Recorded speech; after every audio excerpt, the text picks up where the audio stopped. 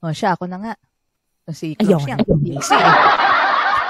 Anyway, yung akin, yung shinare ko kanina, boss, yung sa songs nga na ginawa ko, sabi ko, kung gagawin kong kanta serye yung mga kinompose ko, mauna yung Your Eyes. Kasi yung lyrics nung Your Eyes, sa akin talaga yun.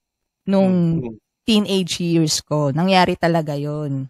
Tapos, oo. Tapos, ang sumunod doon, yung Just Can't Go On. The same guy. Yun. Kaya yung ending nung Your Eyes, bitin yun eh. Kasi di ba parang yung tema nun is, parang yung girl, parang lumalayo. Kasi siguro parang ayaw na niyang mapoleng. Ganon. Kaya lumalayo. So yung guy nagtataka, bakit parang hindi na kami katulad dati, ganon. Kasi lumalayo na nga si girl. Pero nakikita nga ni guy na parang may something, ganon. Pero yung ending nun, bitin. Kasi wala namang confirmation kung gusto rin siya nung lalaki, di ba? Kaya talagang bitin yun. Ginawa ko talagang bitin. Yung Just Can't Go On, meron na sumingit. Kaya Just Can't Go On. Tapos yung huli nun, yung God Led Me to You, kasi natagpuan ko na si Mr. Tan. Ganyan. Mahaba ang hair. Teka lang. Mahaba ang hair. Diba? Yun lang ang sumatotal. Yun. Rapunzel, ikaw ba yan? Yeah. Let down your hair. Oh? Yeah. Sabi na DHI. Maganda, Choy. Maganda. Congratulations. Maganda yung bago mong Ang ganda, boss. Pinatikim ko nga sa kanila ng kinig kahapon, Pinatikim ko sila. Pero verses lang, boss. Hindi ko tinuloy dun sa chorus para mabitin sila. Maganda yun. Hey! Ayan! Pakinggan natin yan. Saka ngayon araw ni Choy ngayon. Yeah.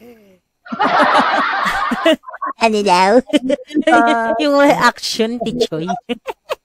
Ay, tsaka, i-share ko na rin, boss, yung kanina lumabas sa memories ko, yung, meron pala akong post 13 years ago na sinasabi ko na magpo-focus muna ako dun sa long overdue na dream ko. Sabi ko, sana ma-fulfill ko na siya. Parang in God's time. 13 years ago yun. Ang tinutukoy ko doon, yung pagiging songwriter ko.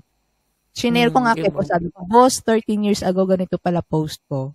Imagine, kung wala si boss, walang Madhouse. Kung walang Madhouse, wala ako dito.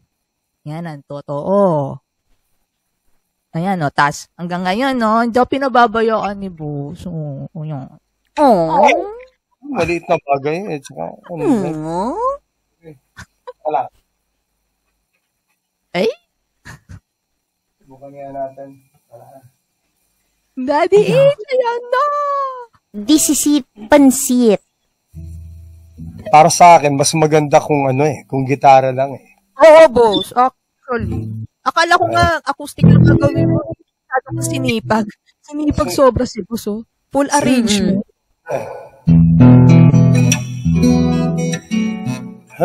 Alright, subukan natin, Si stereo ko nga. Baka magkamali-mali ako, pero di bali. Ganda yung song.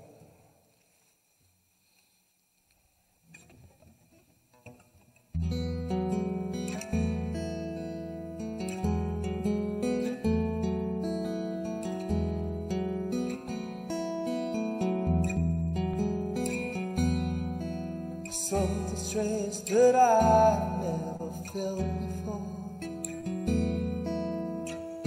I seem so lost and could be wrong. Longing for the times we used to have.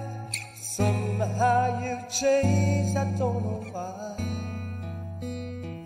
Don't know why. There's something strange in you.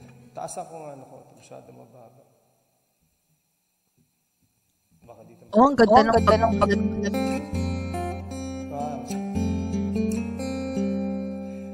something strange that I've never felt before. I seem so lost, could be wrong. Longing for the times we used to have, but somehow you changed. I don't know why. Don't know why.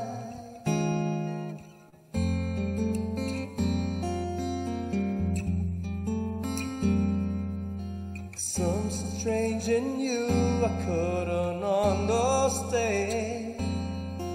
Your silence made my heart unsure.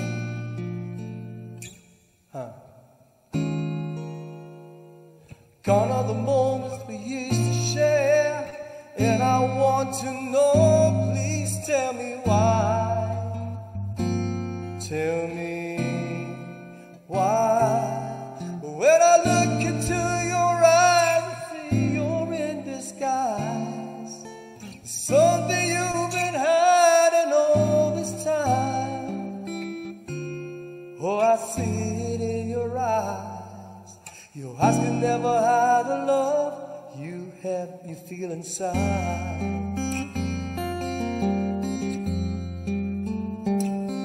So, mas maganda kung gitara, di ba? Pero mas maganda, no, Choy, na i-gitara ko na lang yung ano. Yes, boss. Ganda ng Actually, yun ang ine-expect ko na acoustic lang eh. Ginanahan ka sobra. Talagang sabi ko sa kanila, ginanahan si boss, full arrangement. Ginahan ako, isa pa nga. Gusto ko yun. Practice ko, tsaka meron ako mga gustong ayusin pa dun. Gusto niyo ba, people? Ayan. Para mas maganda yata itong yung key na ito. Galit.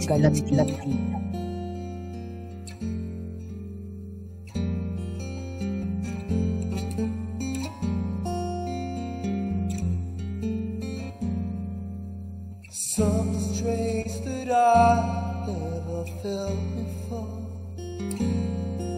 I seem so lost, it could be wrong. Longing for the times we used to have. Somehow you changed, I don't know why. Don't know why. Something strange in you I couldn't understand. Your silence made my heart unsure. Gone are the moments we used to share, and I want to know, please tell me why.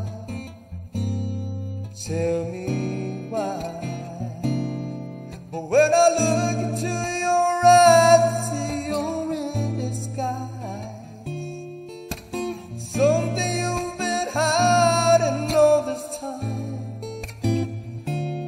Oh, I see it in your eyes. Your eyes can never hide the love you feel inside.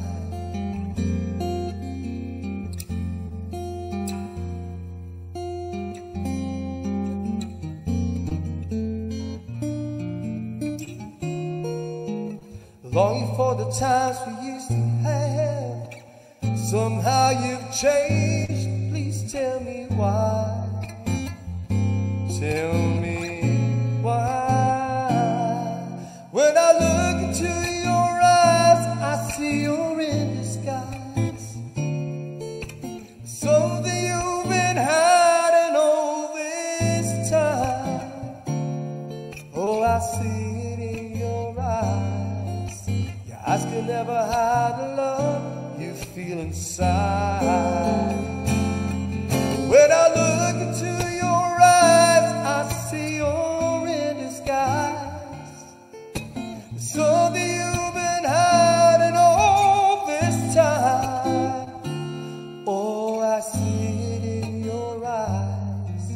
Your eyes can never hide the love you feel inside.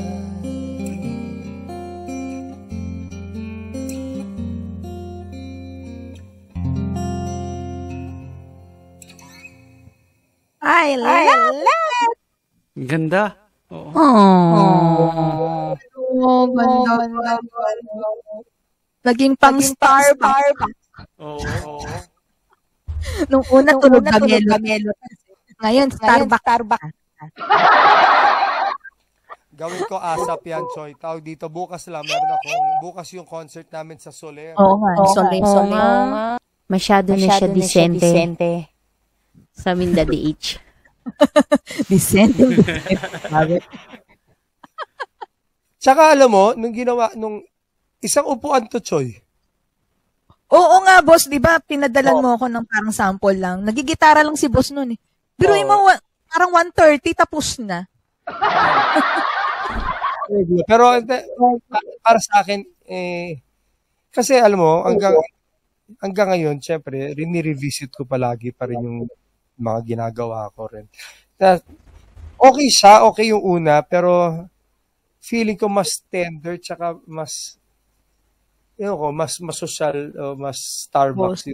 Parang mas may hugot kapag acoustic. Siyempre, alive yan eh. Pag recording, malalagyan ko pa siya ng mga linya-linya. Di ba?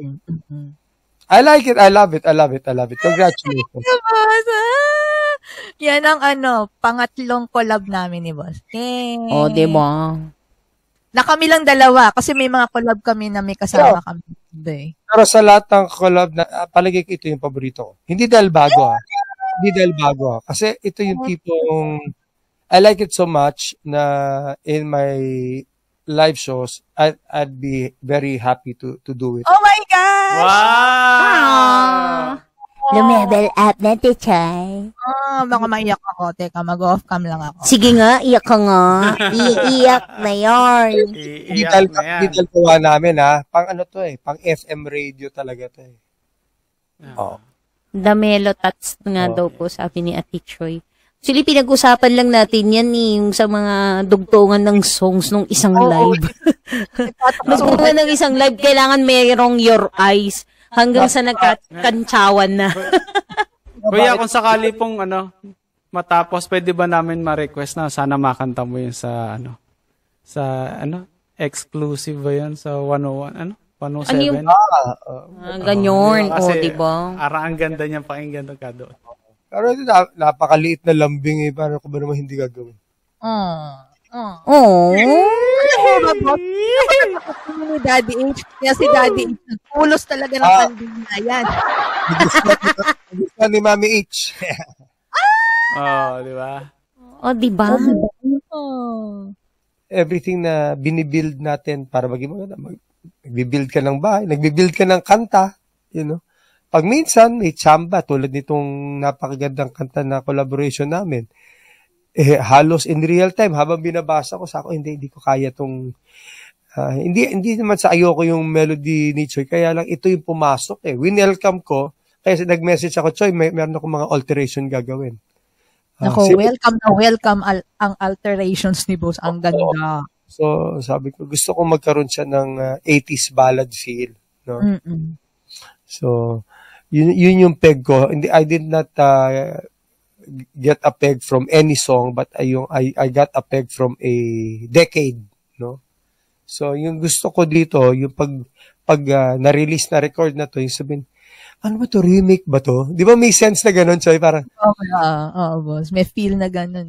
It is, I can't say it's familiar, but the feeling is oddly familiar. Parang, ito ba remake? Parang, dati pang kanta to eh. Di ba?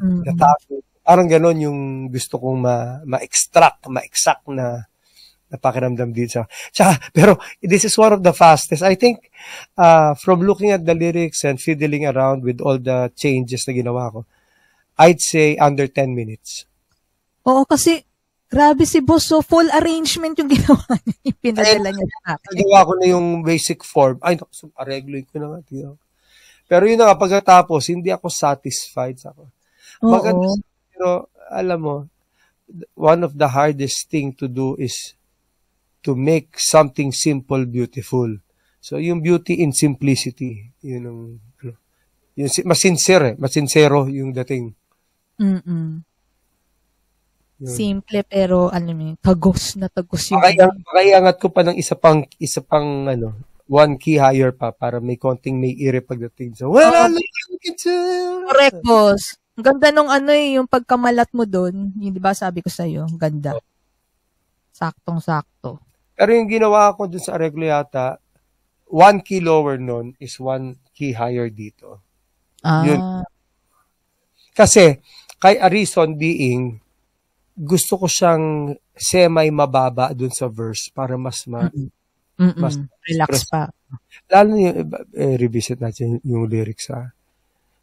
There's something strange that I have never felt before. It seems a loss but could be wrong. Hindi pwede ka, there's something strange that I've never felt before. So, yun. O, diba? Si boss lang yan. Si boss lang ang makakagawa niyan. Hindi, tayong dalawa makakagawa niyan. Parang kanta-katayan. Sa Madhouse. May ganun dati sa Madhouse yung ina-analyze yung songs. Oo.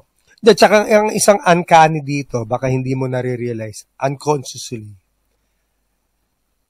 Parang, ewan ko kung sinasadya mo yun o ako siguro yung nakakakilala na sa writing style mo. Pati yung sukat Sakto. Ang tinanggal ko lang dun sa okay, Tima. It's just one word lang. Gone are the moments that we used to share. Gone are the moments. Well, tinanggal ko lang yung that. Gone are the moments we used to share. Yun lang. That's all.